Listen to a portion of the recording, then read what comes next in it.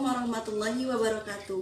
Perkenalkan, kami dari kelompok 3 kelas 6B akan mempresentasikan materi pengulangan. Sebelumnya, izinkan kami memperkenalkan diri terlebih dahulu. Perkenalkan, nama saya Ade Asmaul Islah, NPM 17310054. Assalamualaikum warahmatullahi wabarakatuh. Saya Desi Dwi Rahayu kelas 6B NPM 17310049, salah satu anggota dari kelompok 3. Hai, perkenalkan nama saya Eureka Diana Rima Putri dari kelompok 3 kelas 6B NPM 17310064. Saya Zeki Altu Soleha dengan NPM 173100068.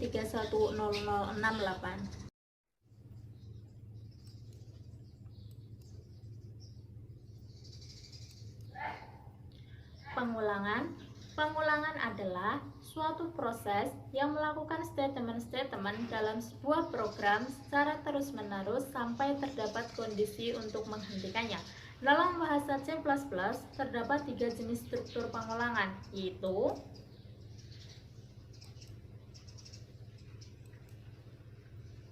yang pertama ada struktur for, yang kedua ada struktur while, dan yang ketiga ada struktur do. Yang pertama yaitu struktur for. Pernyataan for digunakan untuk menghasilkan pengulangan atau looping beberapa kali. Pada umumnya, looping yang dilakukan oleh for telah diketahui batas awal, syarat looping, dan perubahannya. Selama kondisi terpenuhi, pernyataan akan terus dieksekusi. Nah, sini ada bentuk umum, bisa dilihat ya. Untuk pengulangan yang sifatnya naik atau increment, dan untuk pengulangan yang sifatnya turun atau decrement. Bentuk umumnya untuk pengulangan yang sifatnya naik atau increment yaitu for kurung buka variabel sama dengan nilai awal kondisi variabel plus plus kurung tutup kurung kurawal statement yang akan diulang. Untuk pengulangan yang sifatnya turun atau decrement, bentuk umumnya for kurung buka variabel sama dengan nilai awal kondisi variabel minus minus kurang tutup kurung kurawal statement yang akan diulang. Contoh penggunaan struktur for dalam program ya, bisa dilihat. Kita masukkan for kurung buka variabelnya kita bisa misalkan dengan A, nilai awalnya yaitu 1, kondisinya A kurang dari sama dengan 10, variabel plus-plusnya yaitu A++ kurung tutup, kurung kurawal, statement yang akan diulang yaitu bisa dilihat di sini. Contoh penggunaan struktur for dalam program untuk pengulangan yang sifatnya turun atau decrement bisa dilihat ya. For di sini variabelnya saya misalkan A sama dengan nilai awalnya yaitu 10, kondisinya A kurang dari 1, variabel minus-minusnya yaitu A minus-minus kurung tutup kurung kurawal statement yang akan diulang. Bisa dilihat seperti ini ya, A sama dengan. Berikut adalah cara penggunaan struktur for pada sebuah program ya. Kita masukkan integernya A karena kita misalkan variabelnya itu A. For kurung buka variabelnya A sama dengan nilai awalnya yaitu 1 sesuai contoh tadi. Kondisinya A kurang dari sama dengan 10, A++ kurang tutup, statement yang akan diulang yaitu A sama dengan. Nah, coba kita lihat hasilnya.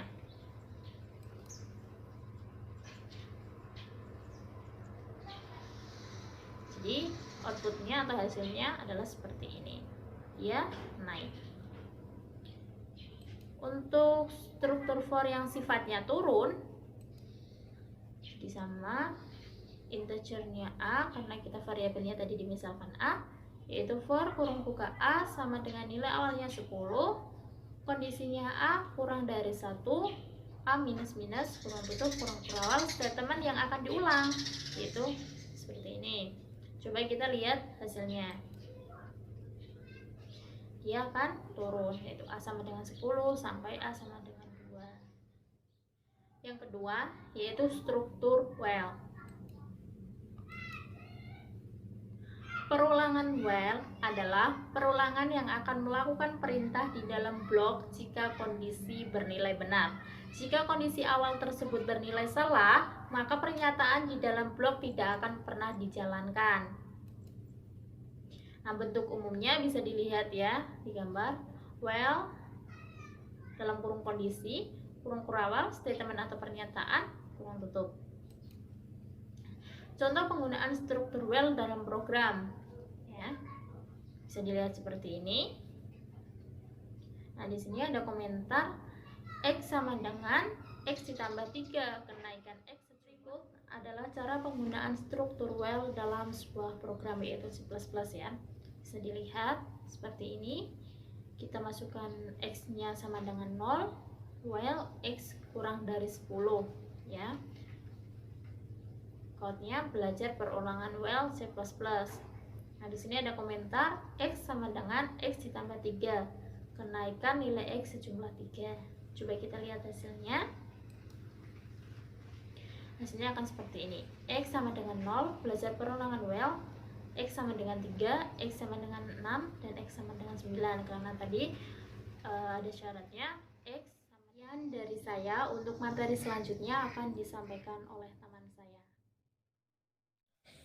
Struktur do while. Pernyataan do while mirip seperti pernyataan while. Pada do while, pernyataan yang terdapat di dalamnya minimal akan sekali dieksekusi. Bentuk umum struktur do while, do, kemudian pernyataan, dilanjutkan while yang berisi kondisi. Contoh struktur do while bisa dilihat seperti di atas. Di sini kita menggunakan tipe data int. Kemudian i sama dengan 0. Kita berikan pernyataan atau perintah do. Lalu program akan mengeluarkan pernyataan berupa C++. Kita berikan lagi perintah while dengan i kurang dari 10. Hasil contoh struktur do while bisa dilihat seperti gambar di atas. Di sini C++ yang dikeluarkan sebanyak 10 kali. Hal ini karena diberikan sebuah pengulangan dari i sama dengan 0 sampai i sama dengan 10. Selanjutnya statement peloncatan. Kata peloncatan artinya yaitu memaksa agar eksekusi statement berjalan sesuai urutan yang kita inginkan, yaitu dengan cara meloncat dari statement satu ke statement yang lainnya. Dalam bahasa C++ terdapat 4 perintah yang digunakan untuk peloncatan, yaitu break, continue, goto, dan fungsi exit. Kata kunci break. Menggunakan kata kunci break. Pernyataan break akan selalu terlihat bila menggunakan pernyataan switch. Pernyataan break juga digunakan dalam loop. Bila pernyataan ini dieksekusi, maka akan mengakhiri loop dan akan menghentikan iterasi pada saat tersebut. Pernyataan continue digunakan untuk pergi ke bagian awal dari loop untuk memulai iterasi berikutnya. Contoh kata kunci break bisa dilihat seperti gambar di atas. Di sini kita menggunakan int dengan for i sama dengan 0, i kurang dari atau sama dengan 10. Pada saat if i sama dengan 4, kita berikan perintah continue. Dan pada saat if i sama dengan 6, kita berikan perintah break. Hasil contoh kata kunci break seperti berikut, yaitu menampilkan bilangan 0, bilangan 1, bilangan 2, bilangan 3, bilangan 5, dan bilangan 6. Pada slide sebelumnya, terlihat program pengulangan terdiri dari suatu bilangan sebanyak 10 kali. Pada pengulangan i sama dengan 4, ada perintah continue. Dengan perintah tersebut, maka program langsung meloncat ke loop berikutnya. Artinya, program tidak mengeluarkan pernyataan bilangan 4. Dan ketika sampai pada perulangan i sama dengan 6, terdapat perintah break. Otomatis program akan berhenti dan tidak akan dilanjut sampai I sama dengan 10. Dengan hal itu, maka hasil yang dikeluarkan dari program adalah bilangan 0, bilangan 1, bilangan 2, bilangan 3, bilangan 5, dan bilangan 6.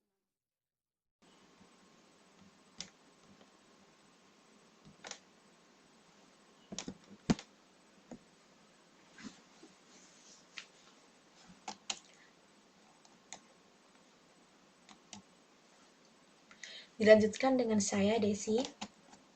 6.4.2 menggunakan kata kunci continue. Berbeda dengan kata kunci break yang digunakan untuk menghentikan pengulangan. Kata kunci continue ini justru berfungsi untuk melanjutkan proses pengulangan. Dengan kata lain, kata kunci ini akan menyebabkan program meloncatkan statement awal yang terdapat dalam blok pengulangan. Contoh, program 6.6 hashtag include kurung buka iostream inung boolean false true kurung buka false, true, kurung awal tutup, titik 2. Titik koma, maaf.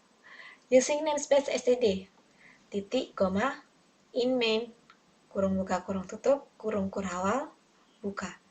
Bawahnya, di tab 1 kali, in x besar, titik koma. boolean stop, sama dengan false, titik koma. Well, kurung buka, tanda seru, stop, besar semua, kurung tutup, kurung awal buka, code, simbol dari code, kita masukkan nilai X, sebelumnya kita kasih tanda petik 2, titik 2, kita spasi, titik 2 lagi, kita kasih titik koma, cin, simbol dari cin, X besar, titik koma. Bawahnya, if, kurang buka, X besar, kurang dari sama dengan 0, kurang tutup, kurang awal buka. Code, simbol dari code, lalu tanda petik 2, nilai X tidak boleh negatif atau 0. Tanda petik 2 lagi, simbol dari code, N, L, kecil semua, titik koma. Bawahnya continue, titik koma, kurung awal tutup. Bawahnya stop besar semua sama dengan true, titik koma. Itu ada garis miring, itu menandakan yaitu komentar dan tidak akan muncul di dalam hasil dari dev sisi. Akan menghentikan pengulangan. Kurung awal tutup. Bawahnya if, stop, kurung awal buka, code lagi, simbol code, lalu titik petik tanda petik 2. Nah, maksudnya seperti itu. Setelah itu, Anda telah masukkan nilai. Tanda petik 2 lagi, simbol dari code, X besar, titik koma. Bawahnya ada kurung awal tutup. Bawahnya return 0.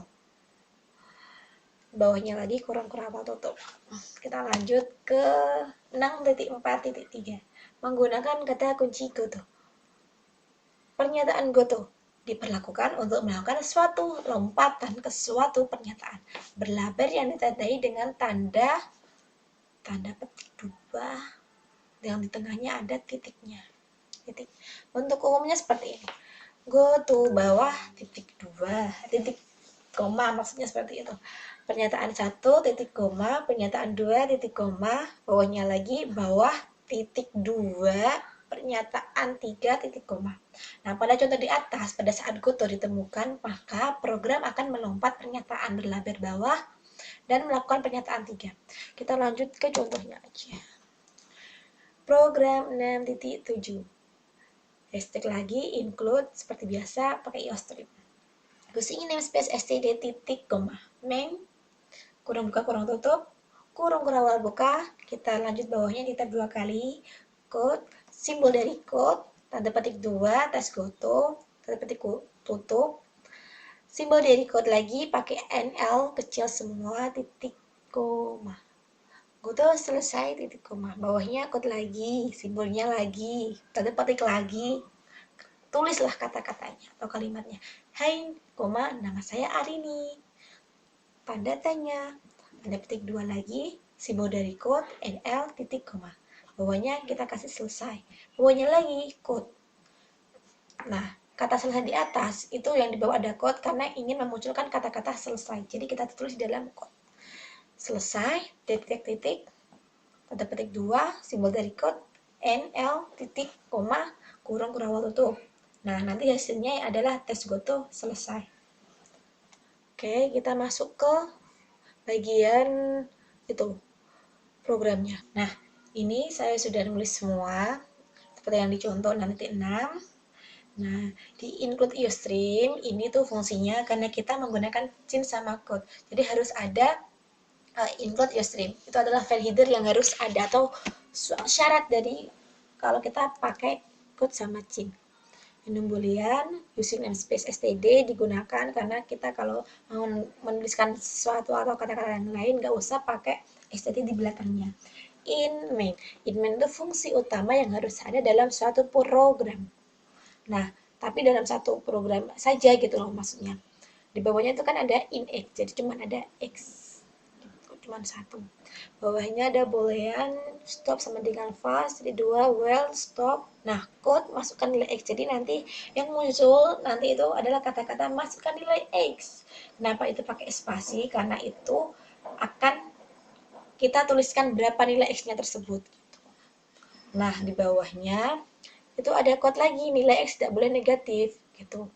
Nah, ketika kita masukkan itu negatif atau 0, maka tidak akan dilanjut dengan kata-kata di bawahnya, yaitu Anda telah memasukkan nilai tersebut. Nah, kalau misal kita masukkan sesuai syarat, berarti muncul Anda telah masukkan nilai seperti itu. Kita coba aja. Oke, ya. Masukkan nilai X, kita masukkan nilai 5 coba. Akan ada muncul Anda telah masukkan nilai atau enggak ya. Oke, kita enter. Nah, berarti cocok. Kita coba lagi. Ketika kita masukkan angka 0.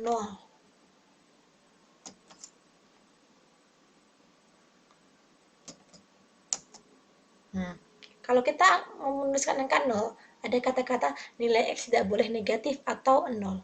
Kita disuruh masukkan lagi. Misal, negatif 7. Nah, seperti itu lagi, karena kita tidak boleh menuliskan angka tersebut gitu. Nah, kalau kita pakai angka 4. Nah, itu baru benar, Anda telah memasukkan nilai 4. Lanjut ke yang 6.7. Oke. Include iostream tadi sudah saya jelasin, using namespace juga, main. Nah, kan kalau yang 6.7 itu pakai goto. Lalu seperti ini sudah dituliskan tes goto selesai gitu. Kita coba aja.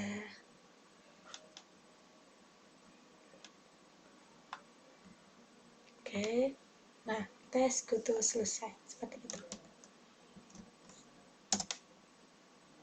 Selesai dari saya.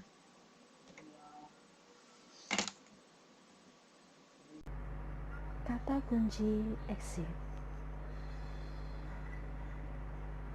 Menggunakan kata kunci exit, fungsi exit ini digunakan untuk proses terminasi atau keluar dari program. Contoh kata kunci exit seperti di bawah ini.